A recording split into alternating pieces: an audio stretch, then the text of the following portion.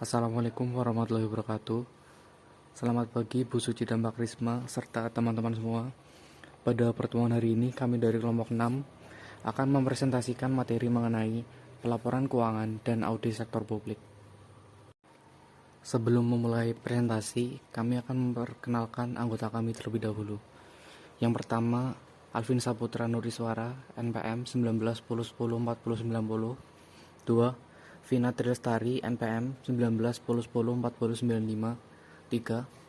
Keri Saroh Istiana, NPM 1910104099. Pada pertemuan hari ini, bahan kajiannya akan dibahas, diantaranya yang pertama yaitu analisis laporan keuangan sektor publik.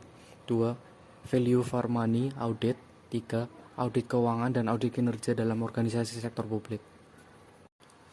Kemudian kita akan memasuki bahan kajian yang pertama, yaitu analisis laporan keuangan sektor publik. Pertama adalah pengertian dari laporan keuangan di organisasi sektor publik. Laporan keuangan sektor publik merupakan representasi posisi keuangan yang dilakukan oleh suatu entitas sektor publik. Tujuan pelaporan keuangan sektor publik dibagi menjadi dua, yaitu tujuan umum dan tujuan khusus. Tujuan umum memberikan informasi mengenai posisi keuangan, kinerja, dan arus kas suatu entitas yang berguna bagi sejumlah besar pemakai untuk membuat dan mengevaluasi keputusan mengenai alokasi sumber daya yang dipakai suatu entitas dalam aktivitasnya guna mencapai tujuan. Kemudian tujuan khusus, diantaranya yang pertama adalah menyediakan informasi mengenai sumber daya, alokasi, dan penggunaan sumber daya keuangan. 2. Menyediakan informasi mengenai bagaimana entitas mendanai aktivitasnya dan memenuhi kebutuhan kasnya. 3. Menyediakan informasi yang berguna untuk mengevaluasi kemampuan entitas dalam membiayai aktivitasnya dan memenuhi kewajiban serta komitmennya. 4. Menyediakan informasi mengenai kondisi keuangan suatu entitas dan perubahan yang terjadi.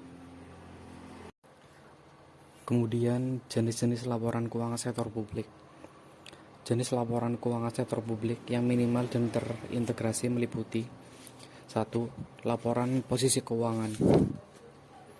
Laporan posisi keuangan adalah laporan keuangan yang menyajikan posisi aktiva, utang, dan modal pemilik selama suatu periode tertentu. Kemudian yang kedua, laporan kinerja keuangan.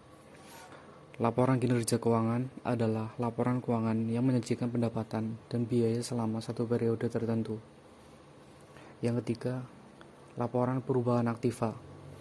Laporan perubahan aktiva menggambarkan kenaikan atau penurunan kekayaan berdasarkan prinsip pengukuran tertentu yang diadopsi dan harus diungkapkan dalam laporan keuangan. Kemudian yang keempat, laporan arus kas. Laporan arus kas menyajikan informasi tentang penerimaan dan pengeluaran kas selama satu periode tertentu. Dan yang terakhir adalah kebijakan akuntansi dan catatan atas laporan keuangan. Catatan atas laporan keuangan adalah bagian yang tidak terpisahkan dari laporan keuangan. Ini menyajikan informasi tentang penjelasan pos-pos laporan keuangan dalam rangka pengungkapan yang memadai. Catatan atas laporan keuangan bertujuan untuk menginformasikan pengungkapan yang diperlukan atas laporan keuangan. Contoh analisis keuangan sektor publik. Analisis keuangan publik yang dapat dimunculkan dari informasi laporan keuangan meliputi 1. Laporan kinerja keuangan atau neraca. Laporan kinerja keuangan meliputi likuiditas pemerintahan atau organisasi, komposisi investasi pemerintahan, kekayaan pemerintahan atau organisasi, komposisi kewajiban pemerintahan, revaluasi cadangan pemerintah, dan komposisi utang pensiun pegawai pemerintah. Kemudian yang kedua, laporan kinerja keuangan atau surplus defisit. Laporan kinerja keuangan meliputi efektivitas penarikan pajak, tingkat pelanggaran peraturan keuangan, komposisi pendapatan pemerintah, komposisi pengeluaran pemerintah, beban bunga atas pinjaman pemerintah, dan rugi surplus translasi mata uang.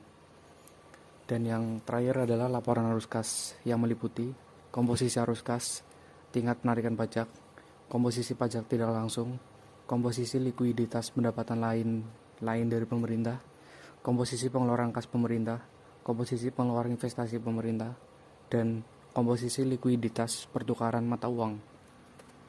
Value for money audit. Dalam audit konvensional, hasil audit berupa pendapat atau opini auditor secara independen dan objektif tentang kewajaran laporan keuangan sesuai standar yang ditetapkan tanpa rekomendasi perbaikan. Sedangkan value for money audit itu tidak sekedar menyampaikan kesempatan berdasarkan tahapan audit yang dilaksanakan, tetapi dilengkapi rekomendasi perbaikan masa mendatang. Karakteristik value for money audit atau biasa disebut dengan audit kinerja atau performance audit itu terdiri dari 3E, yaitu audit ekonomi, audit efisien, dan audit efektivitas, di mana audit ekonomi dan audit efisien itu termasuk ke dalam audit manajemen, sedangkan audit efektivitas termasuk dalam audit program.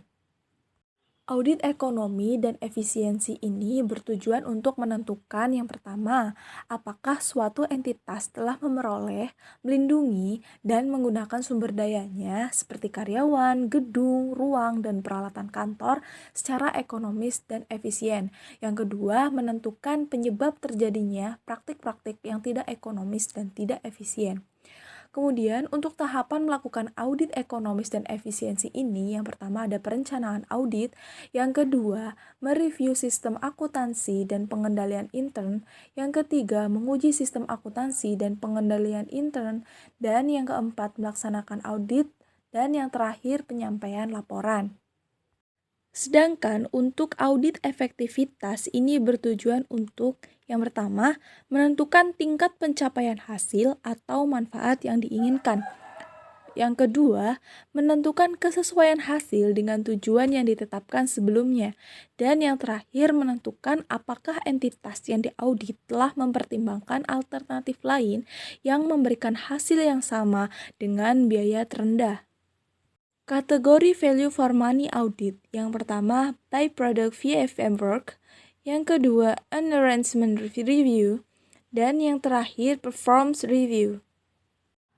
Persyaratan audit kinerja itu yang pertama harus ada auditor, yaitu orang atau lembaga yang melakukan audit. Ada auditi, yaitu pihak yang diaudit, dan ada resipien, yaitu pihak yang menerima hasil audit. Yang kedua ada hubungan akuntabilitas antara auditi dengan audit resipien. Yang ketiga, independensi antara auditor dan auditi. Dan yang terakhir, pengujian dan evaluasi tertentu atas aktivitas yang menjadi tanggung jawab auditi oleh auditor untuk audit resipien. Audit keuangan dan audit kinerja sektor publik. Audit keuangan. Definisi audit atas laporan keuangan. Tujuan pengujian atas laporan keuangan oleh auditor independen adalah ekspresi suatu opini secara jujur tentang posisi keuangan, hasil operasi, dan arus kas yang disesuaikan dengan prinsip-prinsip akuntansi yang diterima umum. Laporan auditor merupakan media yang mengekspresikan opini auditor atau dalam kondisi tertentu yang menyangkal suatu opini. Unsur audit keuangan meliputi 1. Segmen laporan keuangan, dokumen permintaan anggaran, dan perbedaan antara realisasi kinerja keuangan serta yang diperkirakan. 2. Pengendalian internal atas ketaatan terhadap peraturan perundang-undangan yang berlaku. 3. Pengendalian atau pengawasan internal atas penyusunan laporan keuangan dan atas pengamanan aktiva, termasuk pengendalian atau pengawasan atas penggunaan sistem berbasis komputer. Terakhir yaitu 4. Ketaatan terhadap peraturan perundang-undangan yang berlaku dan dugaan kecurangan. Siklus audit keuangan sektor publik. 1. Perencanaan audit keuangan. 2. Penetapan peraturan audit keuangan. 3. Penyusunan perencanaan audit tahunan oleh lembaga auditor. 4. Temu rencana audit tahunan. 5. Penerbitan regulasi tentang tim dan kebijakan audit tahunan. 6. Penerimaan regulasi organisasi yang akan diaudit. 7. Survei awal karakter individu atau organisasi yang akan diaudit. 8. Pembuatan program audit. 9. Penerbitan surat tugas audit. 10. Pelaksanaan audit keuangan. 11. Pembuatan daftar temuan. 12. Pembicaraan awal tentang daftar temuan. 13. Penyusunan draft laporan hasil pemeriksaan.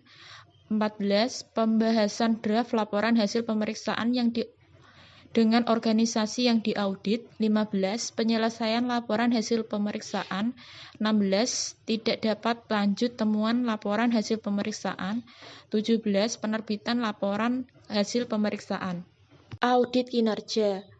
Audit kinerja adalah audit yang dilakukan secara objektif dan sistematis terhadap berbagai bukti untuk menilai kinerja entitas yang diaudit dalam hal ekonomi, efisiensi, dan efektivitas.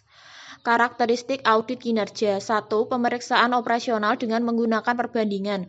2. Pemeriksa haruslah wajar, objektif, dan realistis. 3. Pemeriksa harus mempunyai pengetahuan dan keterampilan dari berbagai macam bidang. 4. Pemeriksa operasional harus dapat berfungsi sebagai suatu early warning system. Manfaat audit kinerja. 1. Peningkatan kinerja. 2. Peningkatan akuntabilitas publik.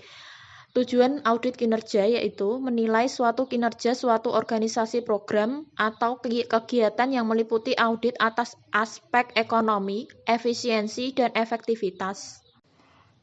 Melalui 1. Audit ekonomi yaitu pemerolehan input dengan kualitas dan kuantitas tertentu pada harga yang terendah.